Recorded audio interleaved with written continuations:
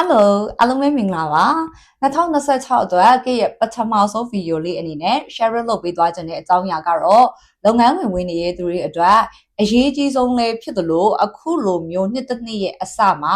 အမြဲလှုပ်ဆောင်ရပြီးတော့ကိုယ့်ရဲ့ performance တွေကိုထင်ထင်ရှားရှားနဲ့ပြသပေးနိုင်မယ် meeting တစ်ခုဖြစ်တဲ့ annual meeting နဲ့ပတ်သက်ပြီးတော့ presentation slide တွေပြင်ဆင်ဖို့ပြင်ဆင်နည်းလမ်းတွေနဲ့ပါဝင်တဲ့အကြောင်းအရာတွေကိုအသေးစိတ်ပြောပြပေးသွားမှာဖြစ်ပါတယ်အဲ့တော့လုပ်ငန်းဝင်နေတဲ့သူတွေအနေနဲ့ meeting တွေနဲ့ပတ်သက်ပြီးတော့weekly meeting တွေ monthly meeting တွေနောက်ပြီးတော့အခုလိုမျိုး annual meeting တွေ quarterly meeting တွေစသဖြင့်အများကြီးဒါပါဝင်ပြီးတော့ presentation တွေလုပ်ရတယ်တချို့ meeting တွေများကကြတော့ဒီကိုယ့်ရဲ့ team head တွေ team leader တွေနဲ့ပဲလုပ်ရပေမဲ့ဒီ annual meeting မှာဆိုရင်တော့ကိုယ့်ရဲ့ team leader တွေ team head တွေအပြင်တတိတွေကပါဝင်ပြီးတော့ပေါ့နော်ကိုယ့်ရဲ့ presentation တွေကိုကြည့်ကြပါတယ်အဲ့လိုအခါမျိုးမှာဆိုရင်ကိုကထိရောက်နဲ့ကိုလှုပ်ဆောင်ထားခဲ့တဲ့ရလက်အောင်မြင်မှုတွေကိုကိုယ့်ရဲ့ performance တွေကိုထင်သာမြင်သာအောင်ပြပေးနိုင်မယ်ဆိုရင်ဒါလုပ်ငန်းခွင်မှာကိုယ့်အတွက်ပုံမကောင်းမွန်တဲ့အခွင့်အလမ်းတွေရရှိနိုင်တယ်ကိုယ့်ပေါ်ကိုလည်းပို့ပြီးတော့ပေါ့နော်အထင်ကြီးလေးစားမှုတွေရလာမယ်ပြီးတော့လုပ်ငန်းခွင်မှာပို့ပြီးတော့အောင်မြင်မှုရလာမှာဖြစ်ပါတယ်ဆိုတော့တို့တွေက meeting တွေထဲမှာအရေးကြီးဆုံးဖြစ်တဲ့ annual meeting တွေနဲ့ပတ်သက်ပြီးတော့ဘယ်လိုမျိုးပေါ့ပြင်ဆင်ကြမလဲအဲ့အကြောင်းအရာကိုကဒီနေ့ဗီဒီယိုမှာအသေးစိတ်ပြောပြပေးပါမယ်အဲ့တော့တို့တွေက annual report meeting တွေကိုပြင်ဆင်တော့မယ်ဆိုရင်တိတ်ကိုအရေးကြီးတဲ့အခြေခံကြတဲ့အချက်လက်တွေရှိတယ်အဲ့ဒါတွေကိုအရင်ဆုံးပြောပြပေးချင်ပါတယ်နံပါတ်1အချက်အနေနဲ့ကတော့တို့တွေက annual report meeting တွေကိုပြင်ဆင်ဖို့အတွက် presentation slide တွေကိုဖန်တီးတဲ့အခါမျိုးမှာကိုယ့်ရဲ့ organization ကသတ်မှတ်ထားတဲ့ format slide တွေကိုသုံးပြီးတော့ဖန်တီးသင့်ပါတယ်အကယ်၍များမရှိဘူးဆိုရင်တော့ကိုယ့်ရဲ့ company ရဲ့ logo အရောင်တွေပါဝင်တဲ့ဒီ design လေးတွေပေါ့နော်လှပတဲ့ slide တွေကိုသုံးလို့ရတယ်ဒါပေမဲ့ font တွေကတော့ရိုးရှင်းပြီးတော့ရုံးပိုင်းအတွက်ပေါ့နော်အသုံးပြုလေးရှိတဲ့ font အမျိုးအစားတွေကိုပဲအသုံးပြုသင့်ပါတယ်နောက်ပြီးတော့ presentation slide ရဲ့ background color ဒီအဖြူရောင်ဖြစ်နေတာအကောင်းဆုံးပဲဖြစ်တယ်အဖြူရောင်မဟုတ်လဲတခြားအရောင်နုပြီးတော့ပေါ့နော်ကိုယ့်ရဲ့စလုံးတွေကိုထင်းထင်းရှင်းရှင်းမြင်ရမယ့် color အမျိုးအစားကိုအသုံးပြုရမှာပဲဖြစ်ပါတယ်ဒုတိယအချက်အနေနဲ့ကတော့ presentation slide တွေက slide 20ထက်မများသင့်ပါဘူး slide တွေအရင်များသွားတဲ့အခါမျိုးမှာဆိုရင်ကြည့်ရတဲ့သူတွေအတွက်အရန်ကိုပြင်းစရာကောင်းတာမျိုးဖြစ်လာတတ်တယ်ဒါကြောင့်မလို့တက်နိုင်ဆုံး slide 20အတွင်းကိုဝင်အောင်ကိုယ့်ရဲ့ presentation slide တွေကိုဖန်တီးသင့်ပါတယ်။နောက်ပြီးတဲ့အခါမှာ presentation slide တွေကိုဖန်တီးတဲ့နီးတူပဲကိုယ့်ရဲ့တင်ပြတဲ့ကြာချိန်ကလည်း10မိနစ်ကနေပြီးတော့မိနစ်20အတွင်းဖြစ်သင့်ပါတယ်အကောင်းဆုံးကတော့15မိနစ်အတွင်းပဲဖြစ်ပါတယ်ဘာဖြစ်လို့လဲဆိုရင်တော့ annual report meeting လုပ်တဲ့အခါမျိုးမှာကိုတယောက်တည်းမဟုတ်ဘဲနဲ့organization တစ်ခုလုံးကရှိသမျှလူတွေအများကြီးပါဝင်ပြီးတော့ present လုပ်ရတာဖြစ်တဲ့အတွက်ကြောင့်မလို့အတက်နိုင်ဆုံးအချိန်တိုလေးနဲ့ထိမိပြောနိုင်ရင်အကောင်းဆုံးပဲဖြစ်ပါတယ်အဲ့တော့တတိယအချက်အနေနဲ့ကတော့တို့တွေကဒီ annual report meeting presentation တွေလုပ်တော့မယ်ဆိုရင်အဲ့ရက်မတိုင်ရင်တရက်ကြိုပြီးတော့ကိုယ့်ရဲ့ meeting presentation တွေကိုလေ့ကျင့်သွားသင့်ပါတယ်နောက်ပြီးတော့မင်းနိုင်ကြီးရှိရဲ့မိခွန်းတွေဘယ်လိုဖြေမလဲဆိုတာနဲ့ပတ်သက်ပြီးတော့လည်းကိုကလေ့ကျင့်သွားသင့်ပါတယ်နောက်ဆုံးနံပါတ်4အချက်အနေနဲ့ကတော့တို့တွေကဒီ meeting ပေါ့နော် meeting presentation slide တွေမှာကိုပြောမဲ့အကြောင်းအရာအသေးစိတ်လုံးဝထည့်မရေးရပါဘူးကိုကဒီ slide ကြီးကိုကြည့်ပြီးတော့အဲ့ထက်စာတွေဖတ်ပြနေတယ်လို့မျိုးလုံးဝမဖြစ်ရပါဘူးကိုယ့်ရဲ့ presentation slide တွေကိုရုပ်ပုံတွေပို့ပြီးတော့ဗောနော်စာသားတွေထဲရုပ်ပုံတွေကဏ္ဍတွေကိုချင်းသာမြင်သာရှိအောင်ပို့ပြီးတော့ဖန်တီးသွားပြီးတော့မှဆွဲဆောင်မှုရှိတဲ့ပုံစံဖြစ်ဖန်တီးသွားပြီးတော့မှသာလေအဲ့အကြောင်းအရာတွေကိုကိုက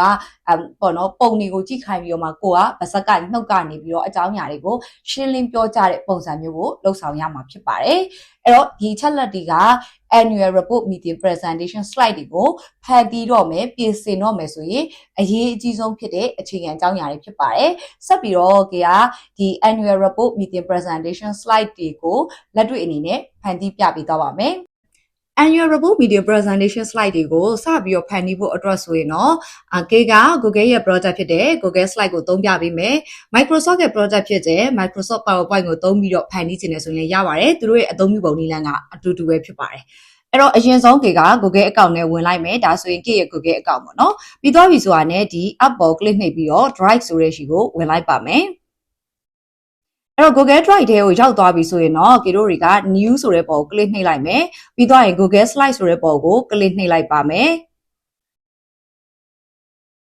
်ဒါဆိုရင်တော့သူက presentation ကိုဖန်တီးပေးဖို့အတွက်သူ့ရဲ့ AI နဲ့ဒါ Google ကတခါတည်းချိတ်ဆက်လိုက်ပြီပေါ့နော်အဲ့တော့ slide တစ်ခုချင်းစီကိုကိုလိုချင်တဲ့ပုံစံအတိုင်း AI ကိုဖန်တီးခိုင်းနေတယ်ဆိုရင်ဒါကိုသုံးလို့ရတယ် image တွေကို AI ကိုအသုံးပြုပြီးတော့ထုတ်ချင်တယ်ဆိုရင်တော့ဒါကိုသုံးလို့ရပါတယ် infographic ပေါ့နော်ပုံစံလေးနဲ့ကိုယ့်ရဲ့ achievement တွေကိုထုတ်ချင်တယ်ဆိုရင်တော့ဒါကိုသုံးပြီးတော့သွားလို့ရတယ်ဒါကတော့ presentation ရဲ့ template တွေထုတ်တာပါဒီ import ဆိုတဲ့နေရာကတော့ကိုယ့်ရဲ့ achievement တွေကိုထည့်ပေးလိုက်ရုံနဲ့သူကသင့်တော်တဲ့ presentation slide တစ်ခုကိုဖန်တီးပေးသွားမှာဖြစ်ပါတယ်ဥပမာအနေနဲ့ဒီ template ဆိုတဲ့အပိုင်းကိုပြပေးပါမယ်ဒီပေါ်ကို click နှိပ်လိုက်ပါဒါဆိုရင်တော့ presentation လုပ်ဖို့အတွက် template တွေဒီမှာ design တွေအများကြီးကြာလာပေးပါလိမ့်မယ်ဒီထက်ကနေပြီးတော့ကိုကြိုက်တဲ့ design ကိုရွေးချယ်ပြီးတော့အသုံးပြုလို့ရပါတယ်ဒါပေမဲ့ပြောခဲ့သလိုပဲနောက်ခံ background ရှင်းလင်းတဲ့ design ကိုယူပြီးတော့သုံးစီခြင်းနဲ့နောက်ပြီးတော့ကိုယ့်လုပ်ငန်းနဲ့သက်ဆိုင်တဲ့ပေါ့နော် color အရောင်ရှိတဲ့ template တွေကိုသုံးစီခြင်းပါတယ်ဥပမာအနေနဲ့ကေတို့ကဒီ template ကိုသဘောကျတယ်ဆိုရင်ဒီပုံကို click တစ်ချက်နှိပ်လိုက်ပါဒါဆိုရင်သူကဒီမှာဒီ template နဲ့သက်ဆိုင်တဲ့အချက်လက်ကလေးတွေကိုထည့်ပေးထားရပါတော့ template ရဲ့နာမည်က quarterly plan ဖြစ်တဲ့အတွက်ကြောင့်မလို့သူနဲ့သက်ဆိုင်တဲ့အချက်လက်တွေကိုဒီထဲမှာအသေးစိတ်ထည့်ပေးထားပါတယ်အဲ့တော့ကိုကအသုံးပြုခြင်းတဲ့စာမျက်နှာပေါ့နော်ဒုတိယစာမျက်နှာကိုသုံးခြင်းတယ်ဆိုရင်ဒုတိယစာမျက်နှာပေါ် click နှိပ်လိုက်တာနဲ့ဒီဘက်မှာသူ့ရဲ့စာမျက်နှာကျလာပြီပေါ့နော်အဲ့တော့နောက်ထပ်စာရွက်အတွက်ကိုကထပ်ပြီးတော့သုံးနေတာရှိသေးရဆိုရင်သုံးနေတဲ့စာရွက်ပေါ်ကို click နှိပ်လိုက်ရင်နောက်ထပ်စာရွက်အနေနဲ့သူက extra ထပ်တိုးသွားပါတယ်အဲ့လိုပုံစံမျိုးကိုရဲ့ presentation ကိုပြင်လို့ရပါတယ်ဒါပေမဲ့ဒီနေ့မှာတော့ကေကဒီထက် design ကိုလည်းကေမကြိုက်ဘူးပေါ့နော်မကြိုက်တဲ့အတွက်ကေကဒီ template လာလေးရှိရ site ကနေပြီးတော့ဒီ template လေးသွားယူမယ်ပြီးတော့ presentation ဖန်တီးမှာဖြစ်ပါတယ်အဲ့တော့ဒီ meeting presentation တွေဖန်တီးရတဲ့ပတ်သက်ပြီးတော့ ဗီဒီယိုတွေအများကြီးလုပ်ပေးခဲ့တယ်သူ့ရဲ့ template တွေယူသုံးတဲ့နည်းတွေ AI တွေသုံးပြီးတော့ presentation တွေဖန်တီးရတဲ့နည်းအများကြီးလုပ်ပေးထားပါတယ်ပေါ့နော်ကေအမြဲတမ်းသုံးလေးရှိတဲ့ templateသွားယူတဲ့နေရာကနေတော့ဒီနေ့ယူပြီးတော့သုံးပြပေးသွားမှာဖြစ်ပါတယ်အဲ့ဒါကတော့ဒါကေဗီဒီယိုလည်းလုပ်ပေးထားမှုတဲ့ slide ကိုဆိုတဲ့ website ပဲဖြစ်ပါတယ်အဲ့တော့ slide ကိုဆိုပြီးတော့ရိုက်ထည့်လိုက်ပါဒါဆိုသူ့ရဲ့ website ကြာလာပါလိမ့်မယ်အဲ့ website ကြာလာပြီဆိုရင်ဒီ search နေရာမှာကိုက business meeting အတွက်ရှာမှာဖြစ်တဲ့အတွက်ကြောင့်မလို့business meeting ဆိုပြီးတော့ရိုက်လိုက်လို့လည်းရတယ်ဒါမှမဟုတ်ရင်လည်းကိုကမှာ sales အပိုင်း marketing ပိုင်းဆိုရင်လည်း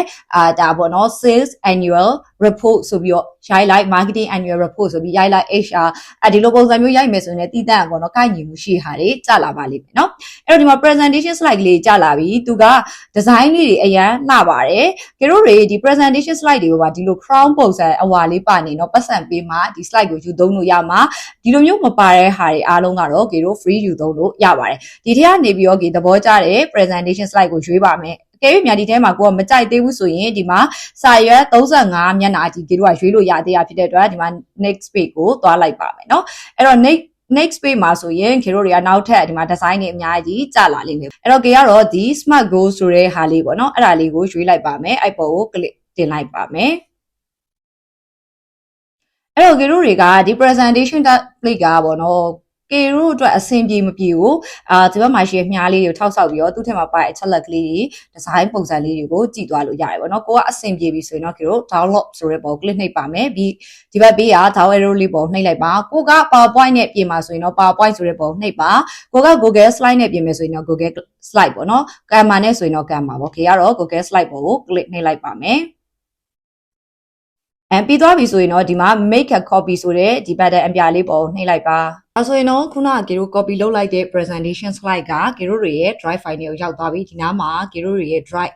ဒါကိုထည့်ထားတဲ့ပုံပဲဖြစ်ဖြစ်ကိုယ့်ရဲ့ logo ပဲဖြစ်ဖြစ်ပေါ့နော်တွေ့နေရမယ်နောက်ပြီးတော့ file name နေရာမှာသူက copy off ဆိုတာနဲ့စနေလိမ့်မယ်ပေါ့နော်အရင်ဆုံးကေတို့ file နာမည်ချိန်ပါမယ်ဒီပေါ်တစ်ပတ် click နှိပ်လိုက်မယ်ပြီးသွားပြီဆိုရင်တော့ okay annual report ဆိုပြီးတော့ပေါ့နော်ကေတို့presentation ရဲ့နာမည်ပေးရမှာပေါ့နော်ပေးလိုက်ပါအဲ့ဒါပြီးသွားပြီဆိုရင်တော့ကျွန်တော်စပြီးတော့ presentation slide တစ်ခုလုံးကိုအစအဆုံးပြောင်းပါမယ်ပထမဆုံးစာမျက်နှာကတော့ကိုလုံးမဲ့ presentation ရဲ့နာမည်ကိုရေးပေးရမှာပါအဲ့တော့ annual report ပေါ့နော်ဒါပေမဲ့တစ်ခါလေကြာရင်ဒီ annual report meeting လုပ်တဲ့အခါမျိုးမှာ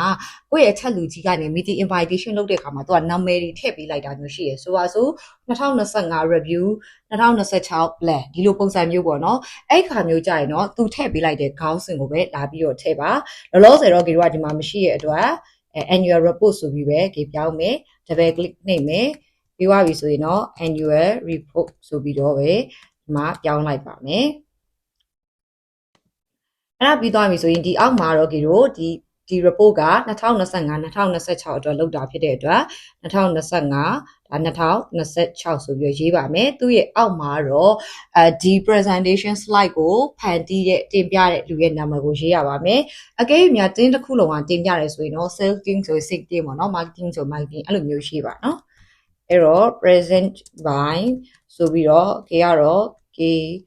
team ပေါ့နော်အဲ့လိုမျိုးရေးလိုက်ပါမယ်အဲ့ပြီးသွားပြီဆိုရင်တော့ဒီတို့ဒုတိယ slide မှာက meeting agenda တွေထည့်ပေးရမှာပါအဲ့တော့ဒီဒုတိယ slide ကမလို့အတွက် click တင်ပြီးတော့ delete နှိပ်လိုက်ပါပဲအဲ့တော့ now slide ပေါ့နော်အဲ့မှာဆိုရင်သူက table of content ဆိုပြီးပေါ်နေတယ်အဲ့နောက်ဒီတို့က agenda ဆိုပြီးတော့ပြောင်းမယ် double click နှိပ်ပါမယ် agenda ဆိုပြီးတော့ရေးလိုက်ပါမယ်အဲ့တော့ agenda ကသူကဒီမှာ6ခုပေါ်ပြထားတယ်အကယ်၍ကိုက9ခုပဲရှိရဆိုရင်တစ်ခုကိုဖြတ်ပလိုက်ပေါ့နော်အဲ့တော့ agenda တွေကလည်းပေါ့နော်ကေတို့တွေ meeting presentation slide တွေလိုပဲအများကြီးထည့်တာမကောင်းပါဘူးဘာလို့လဲဆိုတော့အများကြီးအရှိကြီး agenda တွေကိုမြင်ရတာကတကယ်ကိုမှပြေးဖို့ကောင်းတဲ့ meeting ပေါ့နော် presentation slide ပုံစံဖြစ်တယ်စိတ်ဝင်စားဖို့မကောင်းအဲ့ဒါကြောင့်မလို့ agenda ကိုအများဆုံး6ခုလောက်အထိပဲဖန်တီးစေချင်ပါတယ်ဆိုတော့ဒီ agenda နေရာမှာကဒီပေါ့နော် annual report လုပ်တဲ့အခါမှာထဲကိုချဲ့တင်တဲ့ agenda လေးတွေကိုကပြပြပေးမယ်ဒီထက်ပိုများကောင်းလဲပိုများတတ်တယ်ပေါ့နော်အဲ့ခါမျိုးကြရင်လေကိုယ့်ဘက်ကိုအဆင်ပြေသလို overall ခြုံငုံပြီးတော့ agenda ခေါင်းစဉ်တွေကိုတက်လိုက်ပြီးတော့မှ presentation slide တွေကြတော့မှအသေးစိတ်ခေါင်းစဉ်ခွဲလေးတွေပြန်ပြီးတော့တက်ပါခါလီကြရင်လုပ်ငန်းတွေကဒီပေါ့နော် annual report meeting အတွက် invitation ကိုထက်လူကြီးကဖိတ်လိုက်တဲ့အခါမှာဆိုရင်ဘာအချက်လက်တွေပြောပါဆိုပြီးတော့သူတို့ကခေါင်းစဉ်တွေပြတတ်တယ်အဲ့ခေါင်းစဉ်တွေကိုလည်းနောက်မှာ agenda အနေနဲ့ပြောင်းပြီးထည့်လို့ရပါတယ်ဆိုတော့အဲ့တော့ဒီမှာ agenda ကေတို့စထည့်မယ်ပထမဆုံးတစ်ခုကကေတို့တွေက annual report meeting လုပ်တော့မယ်ဆိုရင်ပြီးခဲ့တဲ့ခုနှစ်ကပေါ့နော်2025ပေါ့အခု2025ရဲ့ review summary ကိုဖော်ပြပေးရမှာဖြစ်တယ်အဲကြောင့်မလို့2025 review summary ဆိုပြီးတော့ agenda နံပါတ်1လုပ်ပါမယ်ပြီးသွားပြီဆိုရင်ကေတို့ဒါအရန်ပြုတ်သိမ့်နေရလို့ခံစားရတယ်ဆိုရင်တော့ဒီမှာsite ကို short လိုက်ပါနော်ပြီးသွားပြီဆိုတာနဲ့ဒီတို့တွေက2025မှာရခဲ့တဲ့ achievement တွေ performance တွေအကြောင်းကိုအသေးစိတ်တင်ပြပေးရမှာဖြစ်ပါတယ်အဲ့အတွက်ကြောင့်မလို့ဒီတို့တွေက2025 performance achievement and performance ပေါ့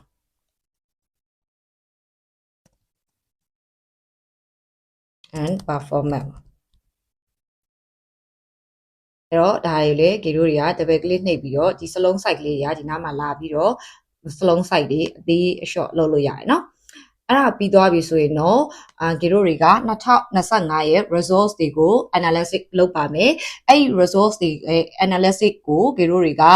ဘောနော်ဘာတွေကတော့အားနေတာလဲဘာတွေကတော့အားတာတာလဲဘာတွေကတော့အခွင့်အလမ်းတွေလဲချိတ်ချောက်မှုတွေလဲစသဖြင့်အဲ့လိုမျိုးလုပ်ပြီးတော့မှဂေတို့တွေက2026အတွက် plan တွေဆွဲမှာဖြစ်ပါတယ်အဲ့အတွက်ကြောင့်မလို့ဒီမှာ2025 resource analysis ပေါ့ ALYSIS ပေါ့နော်အဲ့တော့အဲ့ဒါကိုလေဂီတို့ကစလုံးဆိုင်သင်လိုက်ပါမယ်ပြီးသွားပြီဆိုတာနဲ့ဂီတို့တွေက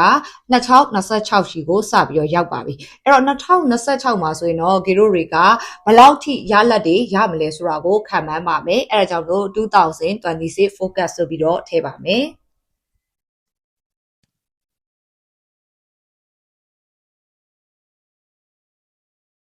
အဲ့ဒါပြီးသွားပြီဆိုရင်တော့အဲ့ focus ပေါ့နော်ကေတို့တွေက2026မှာ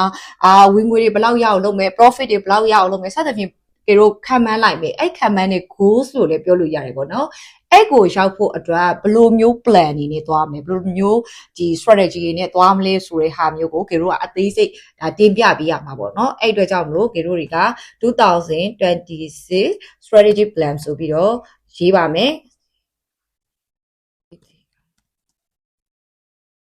နော်အဲ့တော့ဒီဟာလေးတွေကိုတော့စလုံးစိုက်ကလေးတွေအတူတူဖြစ်အောင်ကေတို့အကုန်လုံးပြောင်းပါမယ်ပေါ့နော်အဲ့ဒါပြီးသွားပြီဆိုရင်တော့ကေတို့တွေကဒီ plan တွေကိုရောက်ဖို့အတွက်ဘယ်လိုမျိုးပေါ့နော် supporting တွေကိုလိုအပ်တာလဲကိုယ့်ရဲ့အထက်လူကြီးတွေကိုယ့်ရဲ့တချီတွေရှိရနေကွာ request လုပ်ပါမယ်အဲ့အတွက်ကြောင့်မလို့request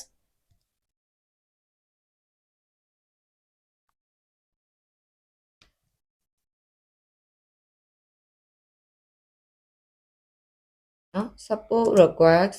အဲ့ဒါပြီးသွားတာနဲ့ဂီရိုတွေကကိုယ့်ရဲ့ပြောတဲ့ကဏ္ဍပြီးသွားပြီကြိုက်တဲ့မေးခွန်းတွေမေးပါတော့ဆိုပြီးတော့ answer and question ကဏ္ဍပါအဲ့တော့ဂီရိုတွေကဒီနားမှာပဲပေါင်းပြီးတော့ထည့်ပါမယ် and ပြီးသွားပြီဆိုတာနဲ့ PPORT request and Q&A ဆိုပြီးတော့ဂီရိုထည့်ပေးရပါမယ်အဲ့ဒါပြီးသွားပြီဆိုရင်တော့သူ့ကိုလည်း site ကိုအသေးဆုံးချုပ်လိုက်ပါဆိုတော့ဒါတွေအားလုံးပြီးသွားပြီဆိုရင်တော့ကဲတို့အသေးစိတ် slide တစ်ခုချင်းစီစပြီးတော့ရေးပါမယ်အဲ့တော့နောက်ထပ် slide ကိုသွားတယ်ဒီ slide ကမလိုတဲ့အတွက်ကဲတို့ click နှိပ်ပြီးတော့ delete လိုက်ပါမယ်အဲ့တော့ဒီမှာသူကစပြီးတော့ခေါင်းစဉ်ထည့်လို့ရပြီပေါ့နော် agenda 1အတွက်ရေးပါမယ် agenda 1ကကဲတို့2025 review summary ဖြစ်တဲ့အတွက်ကဲတို့ကဒီနားမှာ2025 review ဒီမှာ summary ဆိုပြီးတော့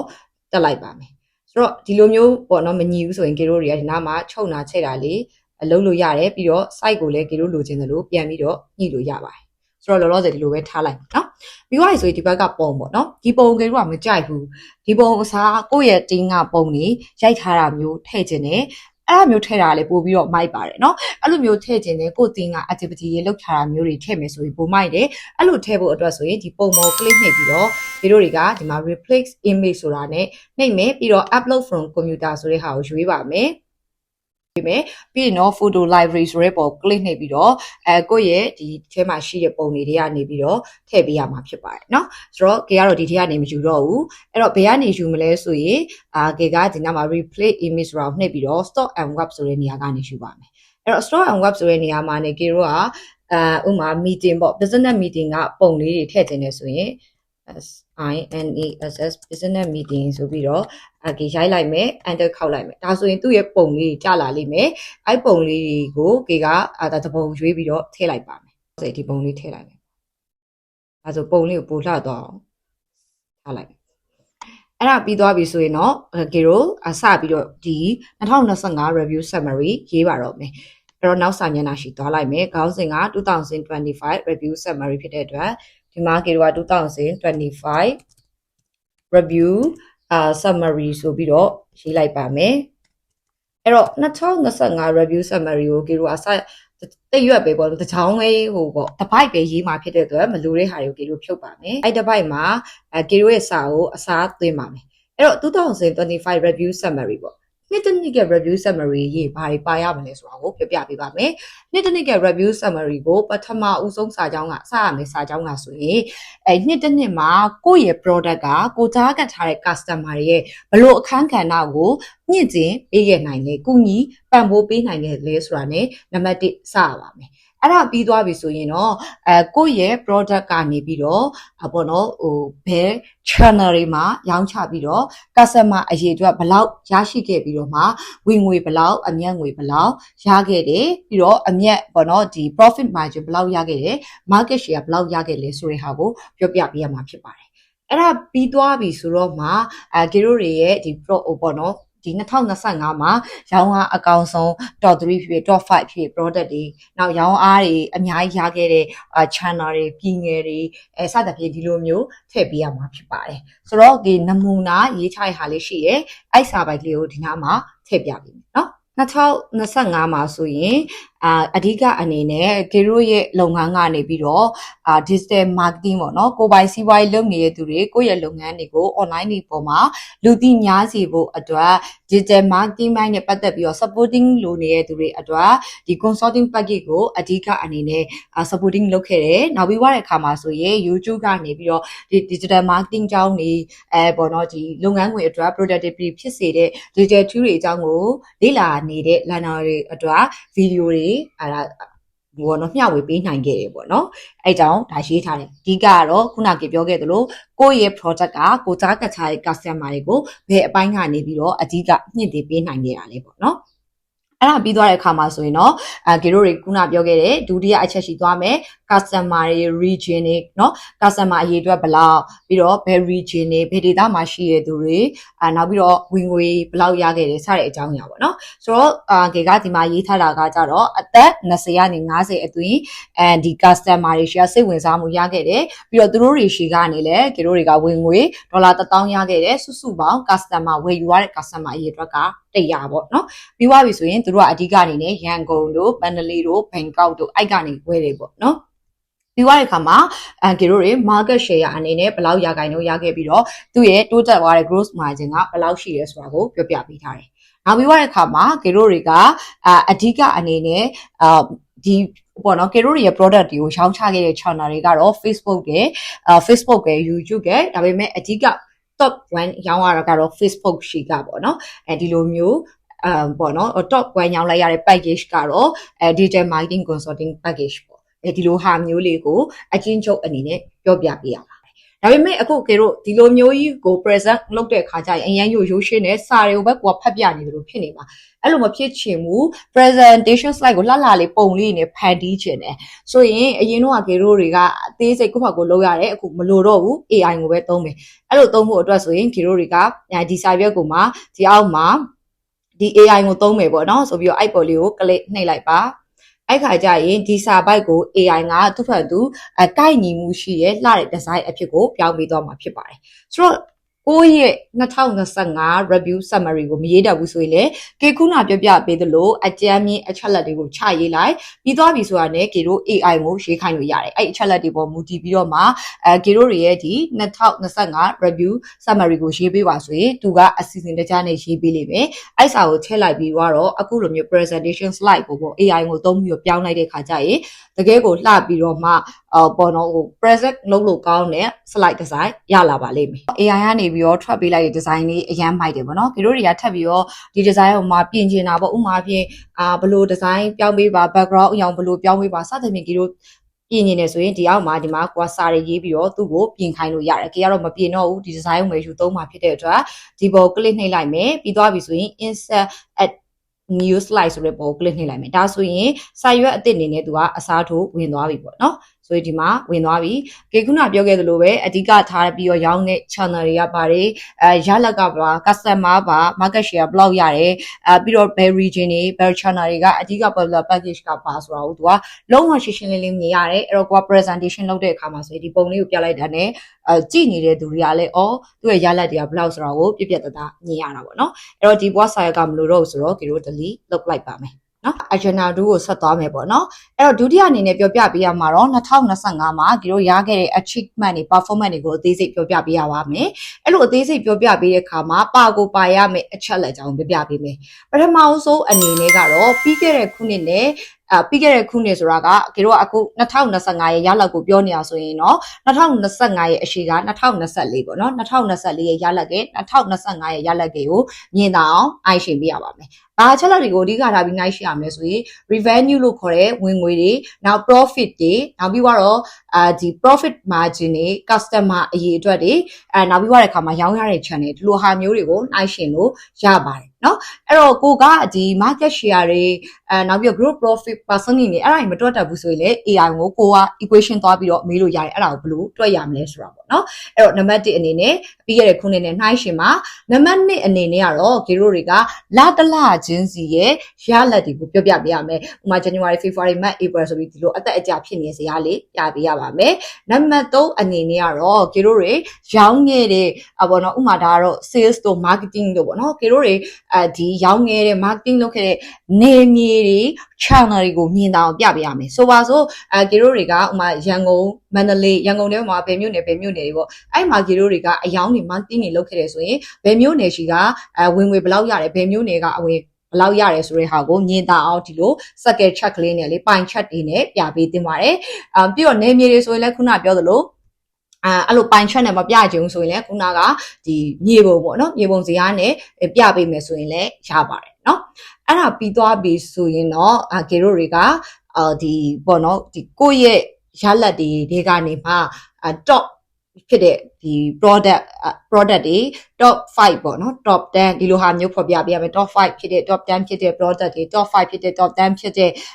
ဝင်ငွေရရှိခဲ့တဲ့ channel တွေအဲ့ဒါတွေကိုဖော်ပြပေးရမှာဖြစ်ပါတယ်အဲ့ဒါပြီးသွားရင်နောက်ဆုံးနံပါတ်5အနေနဲ့ကတော့သူတို့တွေက customer ကိုဖော်ပြပေးရမယ် customer ရေတော့ဘယ်လောက်ရတယ်ဘယ် customer ကဘယ် region ကဘယ် customer ရန်ကုန်က customer ဘယ်နေရောက်မန္တလေးကဘယ်နေရောက်စသဖြင့်ပြီးတော့ customer တွေကထပ်ပြီးခွဲခြင်းနေဆိုရင်လည်းဘယ် package ကိုဝယ်တဲ့ customer ဖြစ်ခွဲမလားဒီလိုမျိုးတွေဖော်ပြပေးတဲ့တယ်ဆိုတော့ ခြုံငုံပြီးပြောရမယ်ဆိုရင်တော့အဓိကဝင်ငွေတွေနှိုင်းရှင်ပဲနောက်ပြီးတော့ customer အရေးအတွက်တွေနှိုင်းရှင်မယ်ပြီးတော့တလားချင်းစီရဲ့ရလတ်တွေပေါ့နော်လတလားနဲ့တလားအပြိုင်နှိုင်းရှင်မယ်ပြီးသွားတဲ့အခါကျရင်ဝင်ငွေဘယ် channel ကပို့ပြီးတော့ဘယ်နေရာကပတ်စံပို့ဝင်နေလဲပေါ့နော်အဲ့ location တွေကိုနှိုင်းရှင်မယ်အဲ့ဒါကလုံးဝအဓိကပါပဲနော် Okay အဲ့တော့ဒီမှာစပြီးတော့ပြပေးမယ်ပထမဆုံးအနေနဲ့တို့တွေက total revenue ဆိုတဲ့ဟာကိုအရင်ဆုံးအဲ့လိုပြုတ်ပြဲနေအောင်ပြပါမယ်ဘာဖြစ်လို့လဲဆိုတော့တို့တွေရဲ့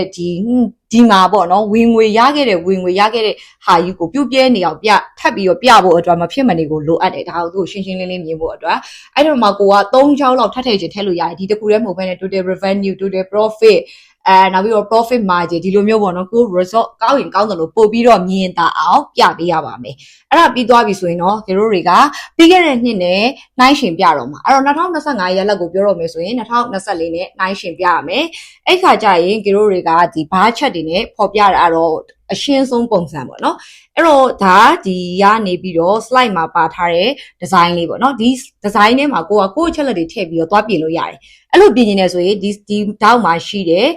link slide ဆိုတဲ့ပေါ်ဘေးကအဆက်30ကိုနှိပ်ပြီး open source ဆိုတဲ့ဟာကိုနှိပ်လိုက်ပြီးွားတာ ਨੇ သူကဒီပေါ့နော် Google slide လေးGoogle Sheet လေးကြာလာလိမ့်မယ်အဲ့ဒီမှာသွားပြီးတော့ပြင်ရုံပဲဆိုတော့ဒီထဲကိုကသွားပြင်မပြတော့ဘဲနဲ့အတိတ်တစ်ခုကိုယူပြတဲ့ဟာကိုပြပေးမယ်အဲ့ဒါအကုန်အတူတူပဲမလို့เนาะအဲ့တော့ဒီကိုယ့်ရဲ့ဒီစာရွက်ကိုမှတို့တွေကစာရွက်အတိတ်တစ်ရွက်ထပ်ခေါ်လိုက်ပေါ့เนาะအဲ့တော့ new slide ဆိုပြီးတော့ခေါ်ပါပြီးသွားပြီဆိုရင်၄ယောက်ဆိုတဲ့နေရာမှာတို့ blank ကိုပဲယူလိုက်ပဲเนาะအဲ့လိုယူပြီးသွားပြီဆိုရင်တော့တို့တွေကခုနလိုမျိုး chat ဖြစ်ဖြစ်ဘာဖြစ်ဖြစ်တစ်ခုခေါ်လိုက်ပေါ့เนาะinsert ဆိုတဲ့ဟာကိုနှိပ်မယ်ပြီးသွားတဲ့အခါမှာဆို chart ဆိုတဲ့ဟာကိုနှိပ်မယ်အဲ့တော့ဘာပဲဖြစ်ဖြစ် line ပဲဖြစ်ဖြစ်ကိုကြိုက်တာတစ်ခုကိုယူလိုက်ပေါ့နော်အဲ့တော့ bar chart ကိုယူလိုက်မယ်ဒါဆိုရင် bar chart ဆိုတဲ့အတွက်ဒါဒီလိုပုံစံကြလာပြီဆိုတော့ဒီနားအထိတူတူပဲဖြစ်သွားပြီလေနော်အဲ့ကြောင့်မှတို့တွေကခုနပြောခဲ့သလိုပဲကလစ်နှိပ်လိုက်တယ်ဆိုရင်ဒီမှာအဆက်ကလေး30ပေါ်လာတယ် open source ဆိုတဲ့ဟာကိုနှိပ်လိုက်အဲ့ခါကျရင်သူကဒီမှာသူ့ရဲ့ slide ကပြီးတော့သူ့ရဲ့ဒီအချက်လက်ကလေးရဲ့ဒီလိုကြလာဆိုတော့တို့တွေက2024ရဲ့2025ရဲ့ပဲနှိုင်းရှင်နေတာဖြစ်တဲ့အတွက်သူ့ရဲ့ဒီ chart ပုံစံကဒီမှာတင်းနေရဒီဘက်ဘေးမှာเนาะပြီးသွားပြီဆိုရင်ကနန်းနေရဒီအောက်မှာအဲ့လိုမျိုးဖြစ်နေဆိုတော့တို့တွေကဒီတင်းဆိုတဲ့နေရာမှာ2024ရဲ့ပြီးတော့ဒီမှာ2025ရဲ့ဆိုတာပြောင်းလိုက်မယ်ပြီးသွားရင်တင်း3တင်း4ကတော့မလိုတဲ့အတွက် delete ပေါ့เนาะပြီးရင်တို့တွေက revenue ကိုပဲတည်သက်နှိုင်းရှင်မယ်ဆိုရင်တော့ revenue ဆိုတဲ့ဟာကိုရေးလိုက်မယ်နော်အကယ်၍များ profit တွေပါထပ်ပြီးနှိုင်းရှင်ရင်ဒီဘက်မှာထပ်ထည့်ပေါ့နော်2024မှာတို့တွေက9000ရောင်းရတယ်ပဲထားပါတော့နော်2025မှာတော့တို့တွေကအလုံးရင်1000ပေါ့နော်ဟို package 1000ရောင်းရတယ်ဆိုရင်ဒီလိုပုံစံလေးဖြစ်သွားမယ်ဆိုတော့တို့လိုချင်တဲ့ပုံစံတိုင်းမဖြစ်သေးဘူးအဲ့ဒါကို edit လုပ်ဖို့အတွက်တို့တွေကဒီအဆက်လေးပုံနှိပ်မယ်ပြီး edit check ဆိုတဲ့ဟာကိုနှိပ်မယ်အဲ့လိုဖြစ်သွားပြီဆိုရင်တော့တို့တွေကဒီနားမှာ y exit x exit ဆိုတဲ့နေရာမှာလာပြီးတော့အချက်လက်တွေကိုပြင်ပြရမှာပေါ့နော်ဆိုတော့တို့တွေကဒီအချက်လက်ဆိုတဲ့နေရာဒါကတော့ဒီနား revenue ပဲထည့်လို့ရတယ်ဆိုတော့ဒီနားမှာတို့တွေက2024 2025ဆိုတဲ့အချက်လက်ထည့်လိုက်ဒါဆိုရင်2024နဲ့2025ရဲ့အချက်လက်ကိုဒါတို့နှိုင်းရှင်နေတာပေါ့နော်ကိုကအဲ့လိုမကြိုက်ဘူးပုံစံပြောင်းနေတယ်ဆိုရင်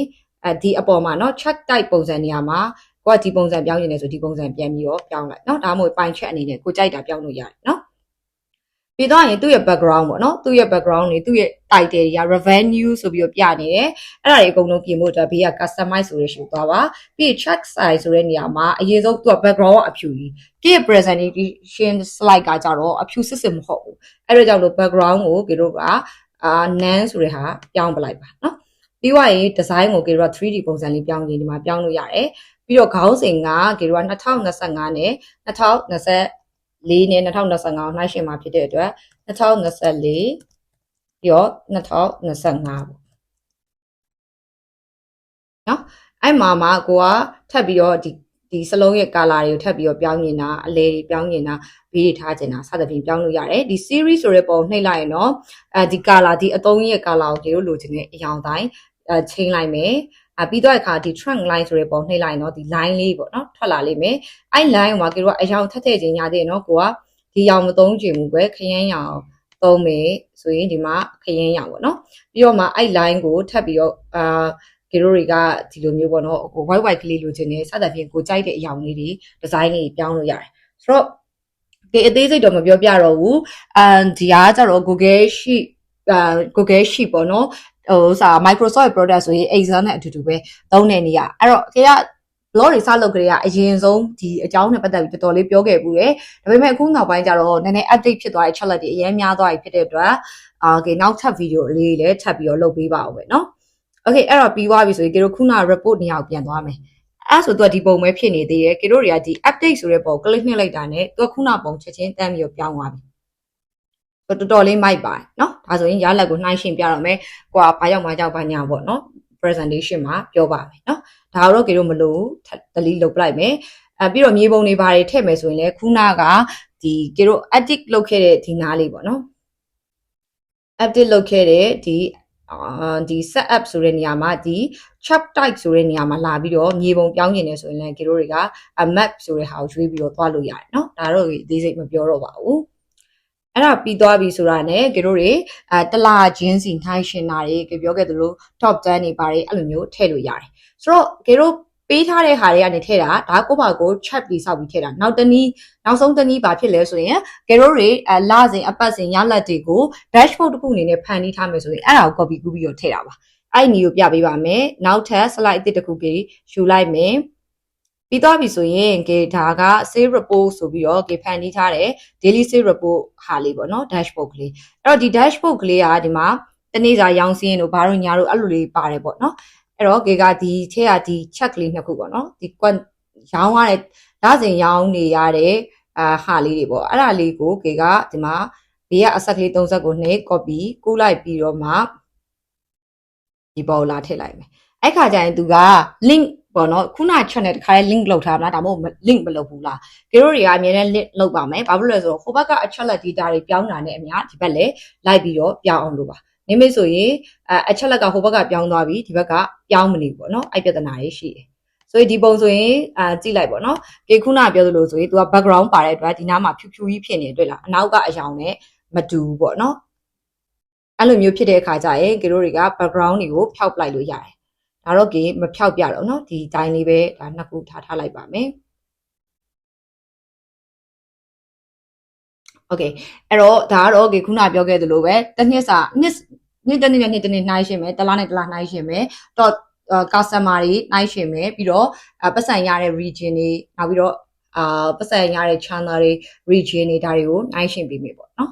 ်ဆိုတော့ဒါကတို့တွေရရှိခဲ့တဲ့ achievement တွေ performance တွေကိုဒီအနေနဲ့ပြပြီးတော့presentation လုပ်မှာပေါ့တို့ဆက်ပြီးတော့ဖော်ပြပေးရမယ့် agenda ကတော့ဒီ2025မှာရခဲ့တဲ့ resource တွေကို analysis လုပ်ထားတဲ့ရလဒ်တွေကိုဖော်ပြပေးရမှာဖြစ်ပါတယ်ဆိုတော့အကောင်းဆုံးကတော့ SWOT analysis ကိုသုံးတာအကောင်းဆုံးပဲတို့တွေရဲ့ strength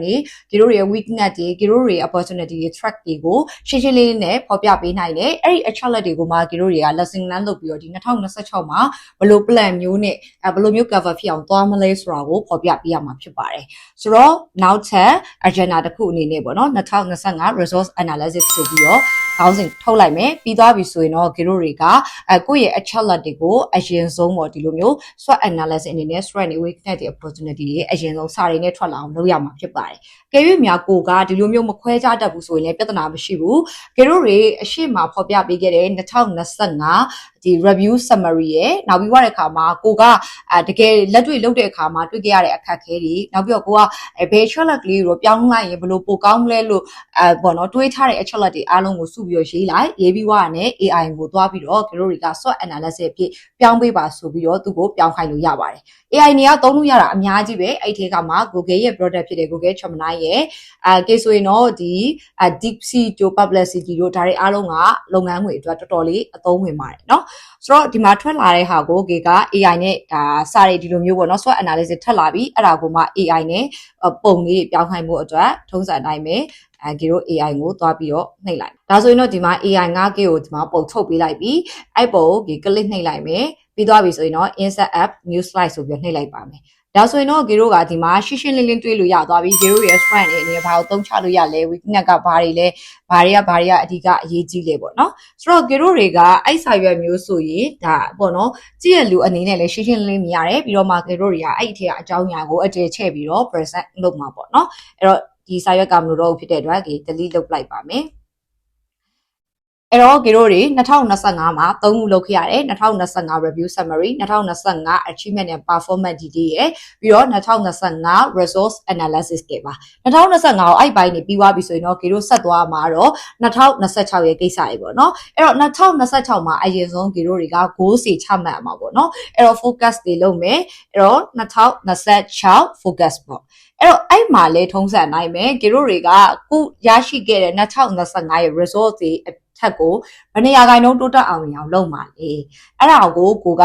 သုံးသပ်ရမှာပေါ့နော်အဲ့တော့အဲ့လိုသုံးသပ်ဖို့အတွက်ကိုကကိုပိုင်ကိုလည်းသုံးသပ်ကြည့် AI ကိုလည်းသုံးသပ်ခိုင်းပြီးတော့ဒါဖြစ်နိုင်ခြေရှိတဲ့ challenge တွေကိုထည့်သွင်းရမှာပါဆိုတော့အဲ့မှာက2026တဲ့ focus လုပ်တဲ့အခါမှာ department တွေတစ်ခုနဲ့တစ်ခုအလိုက်ကိုတော့ပုံစံတွေ꿰လိမ့်မယ်ဆိုတော့က sales ဆိုရင်တော့ဘယ်လောက် revenue ရအောင်လုပ်မယ်ဘယ်လောက် profit ရအောင်လုပ်မယ်ဘယ်လောက် customer ရအောင်လုပ်မယ်marketing ဆိုရင်တော့ဘယ်လောက်ထိ reach တွေဘယ်လောက်ထိ engagement တွေဘယ်လောက်ထိပေါ့နော် paper click တွေစသဖြင့်အဲ့လိုမျိုးတွေရအောင်လုပ်မယ်နောက် HR လို့ပါလို့ဆိုရင်တော့ဘယ်လောက်ထိဝန်ထမ်းခန့်ထားမယ်ဝန်ထမ်းတွေရဲ့ဘယ်လောက်ထိ training ပေးမယ်စသဖြင့်ပေါ့ဒီလိုအချက်လက်တွေတော့꿰ပြလိမ့်မယ်ကြည့်ဒီမှာကတော့2026ဒီ focus မှာက sales နဲ့ပတ်သက်တဲ့ဟာကိုပြထားပေးတာပေါ့နော်အဲ့တော့တို့တွေ revenue အနေနဲ့2025ရဲ့30%ရာခိုင်နှုန်းထိတိုးတက်အောင်လုပ်မယ်နောက်ပြီးတော့ profit ဆိုရင်လည်းဘယ်လောက် margin ပြအောင်လုပ်မယ်ဘာပေါ့ channel တွေကိုဘယ်လိုလုပ်မယ်ပေါ့နော်အဲ့တော့ဒီတိုင်းပြရင်တော့ရိုးတယ်ထုံးစံတိုင်းပဲတို့ဒီ AI ကို design ပြောင်းခိုင်းလိုက်ပါမယ်ဒီမှာ AI ကဒါ design ပြောင်းပေးလိုက်တာပေါ့နော်အဲ့တော့ဒီဟာကိုယူပြီးတော့ insert app new slide ဆိုပြီးတော့တို့ထားလိုက်ပါမယ်အဲ့တော့ဒီမှာတို့ရဲ့ design လေးပြောင်းသွားပြီပေါ့နော် revenue ဘယ်လောက်ရအောင်လုပ်မယ်2025နဲ့ရှင်းမယ်ဆိုရင်30%ရာခိုင်နှုန်းတက်အောင်လုပ်မယ် profit margin ဘယ်လောက်တက်အောင်လုပ်မယ် pay channel တွေအတွက်ဘယ်လို strategy နဲ့သွားမယ်စသဖြင့်ဒီလိုမျိုးကိုဒါရှင်းရှင်းလင်းလင်းတွေ့ရမှာပေါ့နော် okay အဲ့တော့တို့ဒါမလိုတဲ့အချက်လက်ကို delete လုပ်လိုက်ပါမယ်2026အတွက်goal တွေချမှတ်ပြီးသွားပြီဆိုရင်တော့အဲ့ goal တွေကိုရောက်ဖို့အတွက်ဘယ်လို plan နေနဲ့သွားမလဲဘယ်လို strategy နဲ့သွားမလဲဒါမျိုးကိုဖော်ပြပြရနော်အဲ့တော့အဲ့အတွက်နောက်ထပ်စာမျက်နှာတစ်ခု2026အတွက် strategic plan ဆိုပြီးတော့တို့ထပ်ထည့်မယ်ပြီးသွားတဲ့အခါမှာဆိုရင်လေအဲ့လိုပေါ့နော်ဘယ်လို plan နေနဲ့သွားမလဲဆိုပြီးတော့ quarterly လိုက်သွားမယ်ဆိုရင်2-1 2-2 2-3 2-4ပေါ့နော်အဲ့လိုပုံစံမျိုးကိုမှတို့တွေကဖြစ်နိုင်ခြေရှိတဲ့အချက်လက်တွေကို overall ခြုံငုံသုံးသပ်ပြီးတော့ပြပေးရမယ်ပေါ့နော်အဲ့ဒါကြီးလေထုံးစံတိုင်းပဲကိုယ့်ရဲ့အချက်လက်တွေကိုအကုန် AI ထည့်ပေးပြီးတော့သူ့ကိုမှဖြစ်နိုင်ခြေရှိရဲ့ plan တွေကိုပြန်စီစဉ်ခိုင်းလို့ရတယ်ပေါ့နော်ကိုယ့်အတွက်ကပို့ပြီးတော့အချိန်ကြီးခေါင်းစားရတယ် safe ဖြစ်တယ်အဲ့သူသုံးသပ်တဲ့အချက်လက်တွေကိုဒီတိုင်းကူးလို့တော့မရဘူးဖြစ်နိုင်ခြေရှိတဲ့ဟာကိုပြန်ပြီးတော့သုံးသပ်ရမှာပေါ့နော်ကိုကလည်းထပ်ပြီးတော့အဲ့တော့ဒါအခုဒါကေထုတ်ထားတဲ့အချက်လက်အဲ့တော့အဲ့မှာ2-1ကိုဘာတွေလုပ်မယ်2-2ကိုဘာတွေလုပ်မယ်2-3ကိုဘယ်လိုလုပ်မယ်ပေါ့ဆိုတော့အဲ့ချက်လက်တွေကိုလည်းပို့ပြီးတော့တို့တွေကလှသွားအောင်လို့ AI ကို design ပြင်ခိုင်းပါပဲAI ကပြင်ပေးလိုက်တဲ့ပေါ့နော် design ပေါ့နော်2026မှာဘယ်လို plan နေနဲ့သွားမလဲပေါ့အဲ့တော့တို့ဒါကို insert လုပ်လိုက်ပါမယ်ဆိုတော့ဒီမှာတို့ကြည့်မယ်ဆိုရင်2-1မှာဘာတွေလုပ်မယ်2-2မှာဘာတွေလုပ်မယ်2-3မှာဘာတွေလုပ်မယ်ဒါအသေးစိတ်မှာဘယ်လောက် amount တွေရအောင်လုပ်မယ် year total အနေနဲ့ဘာတွေရအောင်လုပ်မယ်ဆိုပြီးတော့ဒီ plan တိုင်းသွားမယ်ဆိုတဲ့ဟာမျိုးဖော်ပြပေးထားတာပေါ့နော်အဲ့တော့မလိုတဲ့ဟာကို delete လုပ်လိုက်မယ်အဲ့တော့ကိုယ့်ဘက်ကိုလုပ်ရင်တော့ဒါက symbol တွေပြပေးရနော်ကိုယ့်ဘက်ကိုလုပ်တယ်ဆိုရင်တော့ကိုယ့် idea လေးနဲ့ပို့ပြီးတော့အသေးစိတ်ကြလုပ်တာတော့ပို့ပြီးတော့ကောင်းတာပေါ့နော်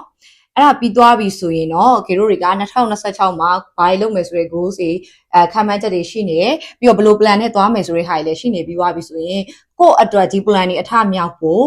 ့ဘာတွေအကူအညီလိုအပ်လဲเนาะအဲ့အကူအညီကိုအခုဒါ meeting လုပ်တဲ့အချိန်က annual meeting တိုင်းဒီကိုယ့်ရဲ့အထက်လူကြီးအပြင်ကိုယ့်ရဲ့တတိတွေဘာတွေပါတက်တဲ့ meeting ဖြစ်တဲ့လူအရန်စုံဆုံးပေါ့เนาะ meeting ဖြစ်တဲ့အတွက်ကိုက request လုပ်မယ်နော်ဘာလေးတော့ကူညီပေးပါဘာလေးကိုတော့ support လုပ်ပေးပါဒီလိုပုံစံမျိုးလုပ်ပါမယ်ဆိုတော့အဲ့အတွက်နောက်ထပ် request and support ပေါ့နော်အဲ့မှာလေတို့တွေကဒီအချက်လက်တွေမှာကိုအဓိကလိုချင်တဲ့အရှိနှစ်မှာကိုကပေါ့နော် support မရခဲ့တဲ့အတွက်အစမပြေဖြစ်ခဲ့တာတကယ်တော့ကိုကစူးစမ်းပေမဲ့အရာမထင်ခဲ့တာအဲ့အချက်လက်တွေအားလုံးကိုတို့ဒီမှာထည့်လိုက်ပါပေါ့နော်အဲ့လိုထည့်ပြီးသွားပြီဆိုရင်တော့ထုံးစံအတိုင်းပဲ design လှသွားဖို့အတွက် AI ကိုသုံးလိုက်မှာပေါ့နော်ဒါဆိုရင်တော့ AI ကထုတ်ပေးလိုက်တဲ့ဟာလေးပေါ့နော်တို့ဒီ design ကိုယူပြီးတော့ new slide အနေနဲ့သုံးလိုက်ပါမယ်အဲ့တော့တို့ဒီမှာဆိုရင်ဘာတွေအနေနဲ့human resource အနေနဲ့ဘာတွေလိုတယ် tools တွေအနေနဲ့ budget တွေအနေနဲ့ technical support အနေနဲ့ဘာတွေလိုတယ်စတဲ့အရာတွေကိုကတခါတည်းသူ့ကို request လုပ်လိုက်မယ်အဲ့ဆိုရင်ကိုကတခြားကြံတဲ့ HR team တို့ technical team တို့ဒါတွေနဲ့ကိုကအကုန်လုံးပေါ့နော်ဒါလိုအပ်တဲ့ထောက်ပံ့မှုတွေလိုအပ်တဲ့ပြဿနာတွေကိုအဖြေရှာလို့လည်းရတယ်ပေါ့နော်အဲ့အပိုင်းလေးကိုထည့်ပေးပါ အဲ့တော့ဒါမလိုအပ်တဲ့ဟာတွေတော့ဂေတို့က delete လုပ်ပါမယ်အားလုံးပြီးသွားပြီဆိုရင်တော့ဂေတို့တွေကနောက်ဆုံးအနေနဲ့အနှစ်ချုပ် summary လေးပြောရမှာပေါ့နော်အဲ့ဒါဘာလဲဆိုရင်တော့ကိုယ့်ရဲ့ထင်မြင်ယူဆချက်ကိုပြောတာပေါ့နော်ကိုယ့်ရဲ့ idea တွေကိုပြောပြလိုက်တာပေါ့အဲ့တော့ကိုယ့်ရဲ့2025မှာဒီလိုရလဒ်တွေရခဲ့တယ်အဲ့အတွက်ကြောင့်လို့2026မှာဂီတို့တွေကပို့လို့ခြင်းနေဆိုရင်ဘာအဓိကပို့ပြီးထားတဲ့နေဘာကိုတော့ဘယ်တူးစေဘယ်အရာတွေကို focus ထားတဲ့နေဆိုတဲ့အကြောင်းကိုကိုယ့်ရဲ့ထင်မြင်ယူဆချက်ကလေးကိုပြောပြီးတော့အဓိကကိုပို့ပြီးတော့အာတန်နဲ့ကိုပို့ပြီးတော့လိုချင်တဲ့အချက်လက်ကလေးတွေတောင်းဆိုတာပို့ပြီးတော့ဖြစ်စေချင်တဲ့အချက်လက်ကလေးကိုခိုက်ခိုက်မာမာတင်ပြနေတာနဲ့ conclusion လောက်တာပါဗောနော်ဒီကုန်းချုပ်တာပါအဲ့ဒါလေးကိုလည်းဂီရိုတွေကဒီတိုင်းလေးဒီလိုပုံစံလေးပြရင်လည်း okay တယ်အဲ့လိုမပြချင်လည်းခုနပြောသလို AI ကိုကူညီတောင်းပြီးတော့ design ပြောင်းလိုက်ပါပါတယ်အဲ့ဒါတွေအားလုံးပြီးသွားပြီဆိုရင်တော့ answer and question ကဏ္ဍဖြစ်သွားပြီကြိုက်တာမေးတော့ကိုလည်းဖြေတော့မယ်ပေါ့နော်အဲ့ဒီမှာတို့မေးစရာရှိရင်မေးမယ် discussion တွေလုပ်မယ် okay အဲ့ဒါတွေအားလုံးပြီးသွားပြီဆိုရင်တော့ကိုကဒီမှာ thank you slide လေးပေါ့နော်အဲ့ဒါလေးကိုသေချာပြင်ပါဒါကတော့ကြည့် simple ဖြစ်တဲ့အတွက်ကြောင့်လို့ thank you လို့ပဲရေးထားတာပါအဲ့ဒါပို့ပြီးတော့ကိုယ့်ရဲ့အောက်မှာကိုယ့်ရဲ့ပေါ့နော်ဟိုပေါ့အချက်လက်ကလေးတွေပေါ့နော်အချက်လက်ကလေးတွေထည့်ပို့ကောင်းတယ်ကိုယ့်ရဲ့ email တို့ဘာညာပေါ့နော်အဲ့လိုချက်လက်လေးထည့်ပို့ကောင်းတယ်ပြီးတော့ကေတို့ external meeting တွေလုပ်ရင်အဲ့ thank you slide ကအရေးကြီးတယ်နောက်ဆုံးမှာကိုယ့်ကိုဆက်သွယ်လို့ရမယ် content တွေအကုန်ထည့်ရမှာပေါ့နော်အဲ့ဒါလေးကိုတော့သတိထားပါလို့ဆိုရင်တော့လုပ်ငန်းခွင်အတွက်အရေးကြီးဆုံး meeting တစ်ခုဖြစ်သလိုကိုယ့်ရဲ့ performance တွေကိုအဓိကပြသပေးနိုင်မယ်annual report meeting presentation slide တွေကိုဘယ်လိုအချက်လက်တွေထည့်သွင်းပြီးတော့မှဘယ်လိုမျိုး professional ကြကြလေးပြင်ဆင်ရမလဲဆိုတာနဲ့ပတ်သက်ပြီးတော့သိသွားလောက်ပြီးလို့မျှော်လင့်ပါတယ်ကဲနောက်ထပ်ဗီဒီယိုတွေမှာလည်းလုပ်ငန်းဝင်အတွက်ပို့ပြီးတော့ productivity ဖြစ်စေမယ့်နည်းလမ်းတွေလုပ်ငန်းဝင်အတွက်ပို့ပြီးတော့ productivity ဖြစ်စေမယ့် digital tool အသုံးပြုတဲ့နည်းလမ်းတွေရဲ့ digital marketing ဆိုင်ရာနည်းလမ်းအကြောင်းအရာလေးတွေကိုမျှဝေပေးသွားအောင်မှာဖြစ်တဲ့အတွက်ကဲ channel လေးတွေကို like and subscribe နဲ့ follow လုပ်ခဲ့ပေးပါအောင်အခုဗီဒီယိုလေးနဲ့ပတ်သက်ပြီးတော့လည်းတခြားသိချင်တဲ့အကြောင်းအရာတွေမေးချင်တဲ့မေးခွန်းလေးနဲ့အကြံပေးချက်လေးရှိရဆိုရင်လည်းဗီဒီယိုလေးရဲ့ comment လေးမှာပြောထားခဲ့လို့ရပါတယ်